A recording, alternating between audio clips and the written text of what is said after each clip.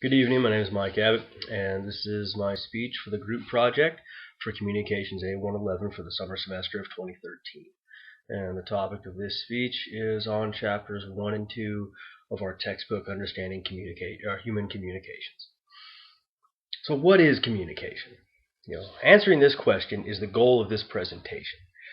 There is not a simple definition for communication, so we're going to touch on a few topics to help us in explaining communication, such as the types of communication, the purpose of communication, and how communication differs from culture to culture, as well as how communication is changing in today's world. Communication is the process of creating meaning through symbolic interaction. This can be accomplished in many ways. For example, when greeting someone, we can wave our hand, nod our head, or even just simply say hi. All of these symbols mean the same thing. Now, how we use these various symbols that are available to us, varies from situation to situation. Questions like, with whom are we communicating and how many people we are communicating with are important questions to ask ourselves when determining what kind of communication we are engaging in. There are 5 primary types of communication. You have intrapersonal communication, which is communicating with oneself. It can be described as that little voice that we hear in our head, when we have those silent moments with just ourselves. Dyadic or interpersonal communication. Now, dyadic communication is communication between two individuals by any medium, via either face-to-face communication or email, Skype, however. But not all dyadic communication can be considered interpersonal. They get into that in the later chapter in the book. Small group communication. In a small group setting, every person in that group gets an opportunity to participate actively in the conversation. Each person gets an opportunity to share. Public communication. Now, this occurs when the group becomes too big for all the members to be able to contribute.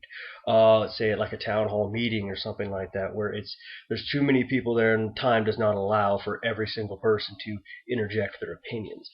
And then mass communication. Mass communication is messages that are transmitted to large groups of people over large areas via some kind of a medium, as a print medium or an electronic medium.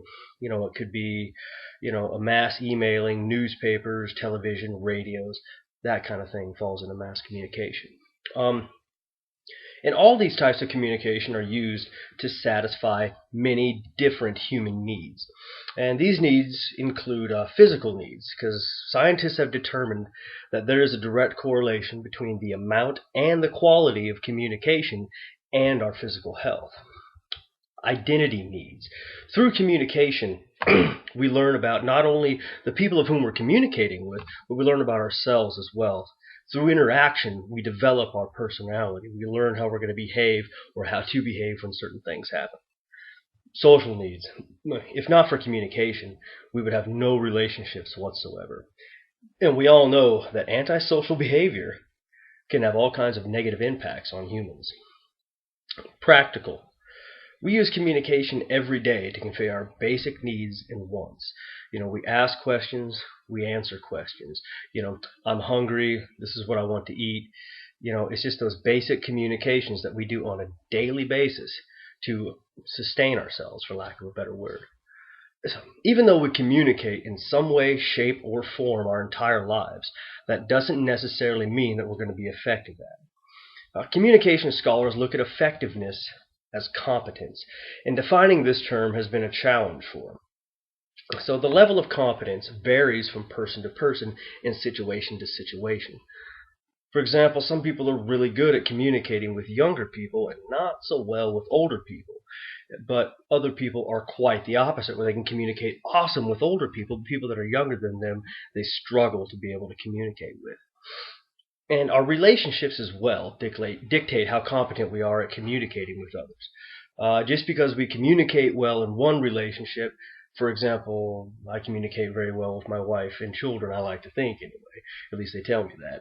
But sometimes I don't communicate so well in a boss and apprentice kind of a circumstance. I have a hard time sometimes conveying the way that I want something done.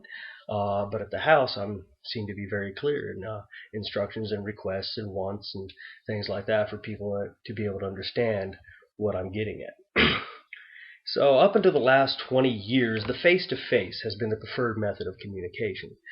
And as literacy increased through the centuries, letters were added to that repertoire. But with the invention of the internet and eventually the craze of social media, that has drastically changed. Technology has greatly contributed to forming our communication habits, as well as we are no longer held back by distance. We don't have to wait 2 weeks for a letter to get from here to Europe anymore. We can have that instant communication. So this globalization of communication leads to an issue that we must pay attention to, and that issue is cultural differences. There are differences in how cultures communicate within themselves, and there are some terms to describe these differences. We have high context cultures. Now, high context cultures rely heavily on subtle non-verbal cues to maintain social harmony. They really try not to offend somebody else, so they're very vague in the way they describe things. Countries in Asia and the Middle East fall into this category primarily. Then you have a low context cultures, which communicate as directly as possible. They don't spend a lot of time beating around the bush and trying to give somebody the warm and fuzzy. They just get right to the point. And at this point, still, the U.S. is considered to be one of these low context cultures. Canada and Israel are also brought into that group. Now, when communicating with others from different countries, we need to be aware of these differences. We also need to be very tolerant of misunderstandings and uncertainties that are bound to occur when there's a language barrier. So open-mindedness will be necessary as well. We need to respect that other countries do things a little bit different than we do. Studying the differences of cultures and practicing our cross-cultural communication is the only way to improve our ability to convey our thoughts and needs effectively and without insulting somebody from another country. Communication is much more than just speaking with somebody or writing an email. It can be a look we give our spouse, or even saying or doing nothing at all.